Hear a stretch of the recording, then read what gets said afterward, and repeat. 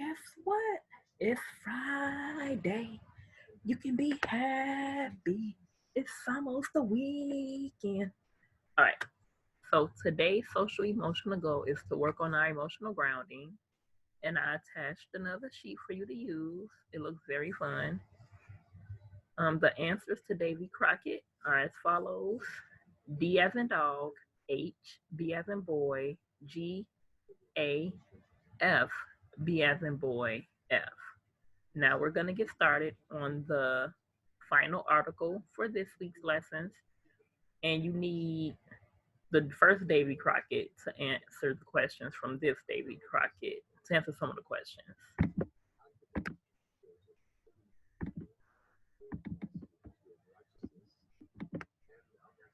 All right. So, how Davy Crockett whipped winner.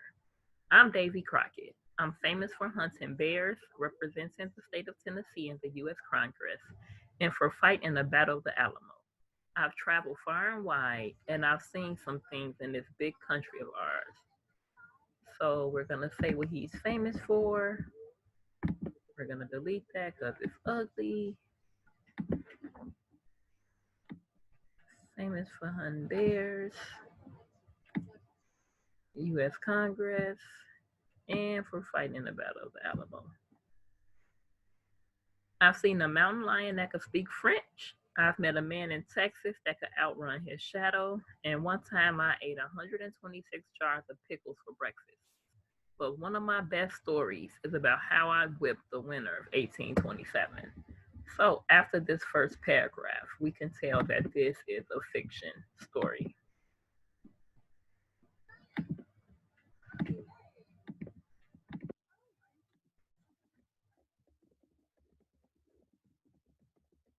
And so that means our thinking job, of course, is character, problem, solution, lesson learned. And today you're going to do all of those things. The winter was cold that year. I was spending my days and nights in the woods of Tennessee hunting bears. One night, shivering by my little campfire, I had an idea. What if I beat winter at its own game? I stumped around a little to get some feeling back and down into my toes, and then I went to work. I used a short axe to cut down some trees. I reckon I must have cut down about 1,532 trees that first night. I took a nap, and when the sun came up, I went to work cutting again. I cut all through that day. That night before it got too cold, I pushed all the cut logs and tree trunks into a big pile. It was a it was a godly sized pile of logs, maybe as tall as the Smoky Mountains. I hit that pile of trees on fire. No, I'm sorry. I lit that pile of trees on fire. The flames were about half as high as the moon. All right. So he stumped around a little. Well, no, because we want to highlight that he had an idea, and it was what if he beat winner at his own game. What I can tell you is this story is filled with a lot of exaggerations. And we could look at him here. He reckoned he cut down 1,532 trees that first night. He pushed all the logs and tree trunks into a big pile. It was as tall as the Smoky Mountains, and then the flames were about half as high as the moon. When they felt the heat from the fire, all the little forest animals came out of their burrows and dens. They stretched and yawned and shook the snow off their backs. The raccoons, the squirrels, the rabbits, the bears, and even a few cougars made their way over to the fire. The snow had started to melt. The ground heated up, clouds cleared away, the sun started shining, and the trees even started to sprout a few new leaves. Of course, the animals were having a fine time now that it had warmed up. They even forgot it was winter. They just lay there thawing out until it was January. So he's saying because he did all this, the ground heated up, the clouds cleared away, the sun started shining, the trees even started to sprout a few new leaves, and then the animals forgot it was winter. That fire burned for 3 whole weeks. I guess Winter got pretty mad at me on account of that little fire. Later, some friends told me that Winter was planning to get even. Back then, I was finished hunting bears, and I wasn't much worried about Winter.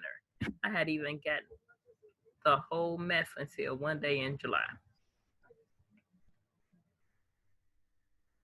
Now, a July in Tennessee can be pretty uncomfortable and hot. I usually don't wear too many clothes unless I'm expecting company. Underline word. I was out skinny dipping in the pond wearing my coonskin cap. I guess I wasn't paying attention because just then Winter snuck up on me. A fearsome cold gust came roaring down out of the north. That freezing wind turned my pond to ice while I was still in it. I always carry a hunting knife with me even when swimming. So I used the blade to pry apart some of the ice and drag myself onto the frozen surface of the pond. Quick as a wink, before Winter could get set, I threw my head back and gave a long, lonely coyote howl. Every coyote in the state, some wolves, and even the neighbors' yellow cur dogs started to howl along with me.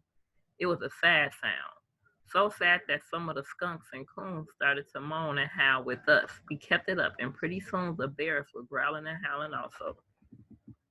So now he carries a knife with him, even when swimming. He pried himself out of the frozen surface onto the pond. He started howling, and he had wolves and yellow dogs and some bears. My granddaddy used to say that when someone starts a party here in these woods, everybody shows up to dance. I see what he meant because in a minute, pretty near every animal in Tennessee was hooting, hollering, grunting, and howling. All that animal breath was just too much for that cold winter wind. Our hot breath and nosy teamwork overpowered the gusts. The pond melted, the icy wind warmed up, and winter just waved the white flag. It slunk back to the North Pole. I guess we didn't hear much from winter until next December. From that day till this summer, it's hot and winter is cold. It all goes to show that a little Tennessee frontier teamwork pretty well guarantees victory. So the pond melted, the icy winds warmed up, and winter just waved the white flag, meaning winter surrendered. And then from that day till this summer, it's hot, winter is cold, and Tennessee frontier teamwork. All right, so for this one, you're using for 1, 2, 3, and 4, you're going to use how Davy Crockett whipped winter. And then for 5 through 8, you're going to use how Davy Crockett whipped winter and Textopedia Davy Crockett. So the last one we read, that gave us all the facts about Davy Crockett. And that's all you have to do for today. On Monday, I will share the answers when we do the next video. I hope you guys enjoy your weekend and have fun. Remember, you can always contact me if you have any questions. I'll talk to you Monday.